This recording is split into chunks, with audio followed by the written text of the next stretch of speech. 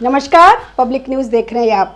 जम्मू कश्मीर में बडगाम सीट पर मिली हार के बाद नेशनल कॉन्फ्रेंस में सियासी घमासान मच गया है। जम्मू कश्मीर में हुए 2 उपचुनाव में उमर अब्दुल्ला की बड़ी हार हुई है। वो बडगाम की सीट भी हार गए, जिसे नेशनल कॉन्फ्रेंस का गढ़ माना जाता है। जम्मू कश्मीर के बडगाम में पार्टी की हार के बाद नेशनल कॉन्फ्रेंस के श्रीनगर सांसद आगा सैयद रुहुल्ला मेहंदी ने उमर अब्दुल्ला पर तंज कसा है। उन्होंने कुरान की सूरह अल अराफ 146 की आयत शेयर कर अहंकार को विनाश का कारण बताया। मेहंदी ने लिखा, अहंकार इंसान को विनाश के रास्ते पर लेकर जाता है। विनम्रता और आत्मचिंतन ही आगे बढ़ने का रास्ता है। राजनीतिक हलकों में इसे मुख्यमंत्री उमर अब्दुल्ला पर निशाना साधने के तौर पर देखा जा रहा है। 52 सालों से ये सीट नेशनल कॉन्फ्रेंस के पास थी। 1974 से और उमर अब्दुल्ला खुद इस सीट पर जीते थे। उन्होंने बडगाम और गांधरबल से चुनाव लड़ा। अब गांधरबल उन्होंने अपने पास रख ली। पुश्तैनी सीट थी और बडगाम छोड़ दी।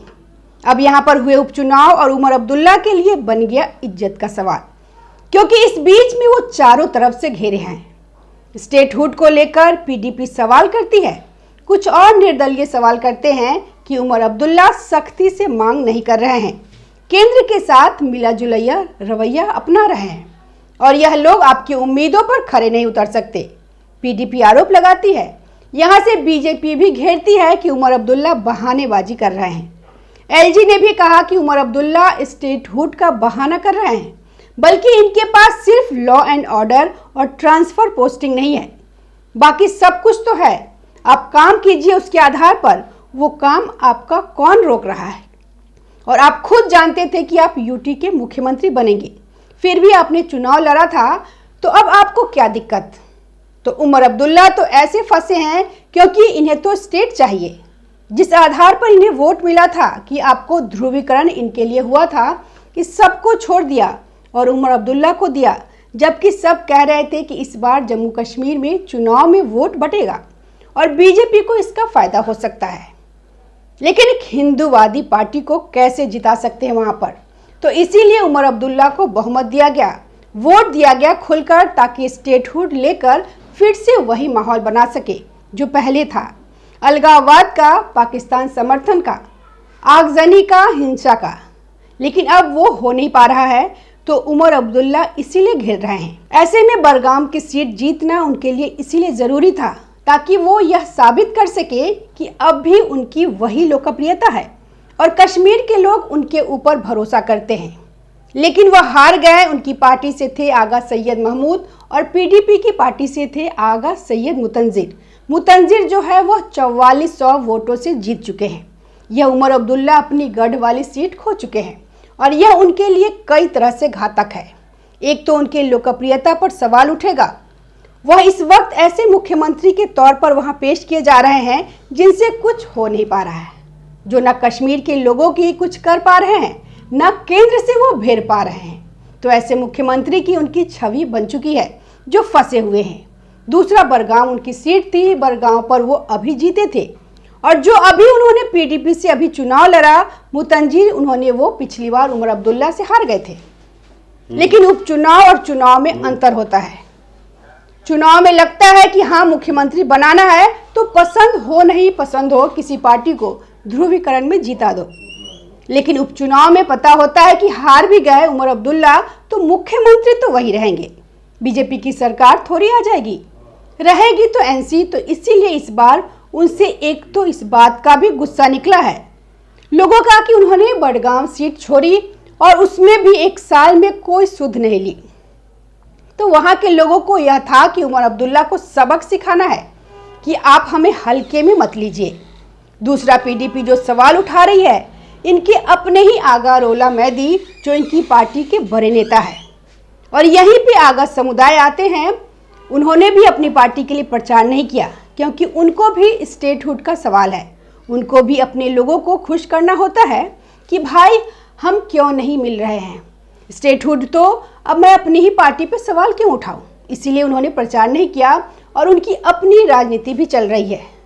तो इनकी पार्टी बहुत कमजोर स्थिति में थी और पीडीपी ने कड़ी चुनौती दी तो ये जीत गए और उमर अब्दुल्ला हार गए।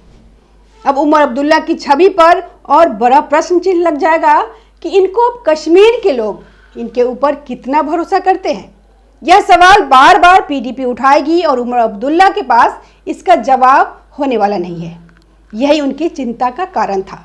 अब वो चिंता भी सच हो गई। अब वही उनके लिए बड़ी परेशानी बन गई है कि पीडीपी जो उन्हीं के विचार वाली पार्टी है, तो वो यहाँ पे बढ़त बना रही है। क्योंकि देखिए, जो मुतंजिर जीते हैं वो कोई ऐसा नहीं है कि कोई बहुत भारत के पक्ष वाले नेता है। ये सब तो एक ही थाली के चट्टे बट्टे हैं। जो मुतंजिर जीते हैं उनके पिता अलगाववादी नेता थे, हुर्रियत के साथ काम कर चुके हैं। इनका अलगाववादी संगठन था, तो सब उसी परंपरा से चलते हुए आ रहे हैं। एक ही तरह का इनका हाल है भारत विरोध का। लेकिन अब आपस में भी तो कंपटीशन है ही। उस कंपटीशन में कोई आगे कोई पीछे रहता है और उमर अब्दुल्ला अपने आप को पिछड़ता हुआ देख रहे हैं।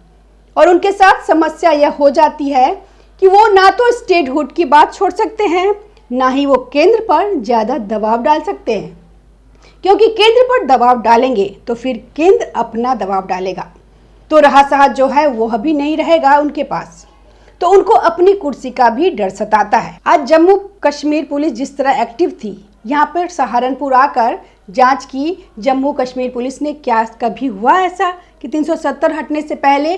तब संभव ही नहीं था, परमिशन नहीं मिलती इनको और लीक हो जाती है खबर। यह हाल तो था, तो इनके हाथ में कैसे स्टेटहुड मिल जाए? स्टेटहुड तो इनको मिलने से रहा क्योंकि इनके विचार ही ठीक नहीं रहे, तो इनके हाथ में और अधिकार दिए कैसे जाए? तब तो यह आज दिल्ली तक पहुँचे, फिर कहाँ पहुँच जाएंगे? तो इस मामले में केंद्र सरकार का स्टैंड क्लियर है कि उचित समय के बिना, यानी कि जब तक ये सब आतंकवादी घटनाएं, अलगाववादी चीज़ें, जब तक ये भारत के लिए निष्ठा पैदा नहीं होती है, तब तक नहीं मिलने वाला है। और इसमें उमर अब्दुल्ला फंस चुके हैं। कुर्सी उनकी खतरे में है। अब इस उपचुनाव ने उनकी छवि को और ख़राब किया है। अब उनके सामने यह चैलेंज है कि आने वाले चुनाव में वह किस मुंह से जाएंगे। ये उमर अब्दुल्ला के लिए लिटमस टेस्ट की तरह था। इस हार से उमर अब्दुल्ला की लोकप्रियता के साथ कश्मीर भी हाथ से निकल गया है। वहीं बीजेपी ने जम्मू की नगरोटा सीट पर बड़ी जीत हासिल करके कमाल कर दिया है। धन्यवाद। हमारे वीडियो को लाइक कीजिए, शेयर कीजिए और हमारे चैनल को सब्सक्राइब कीजिए।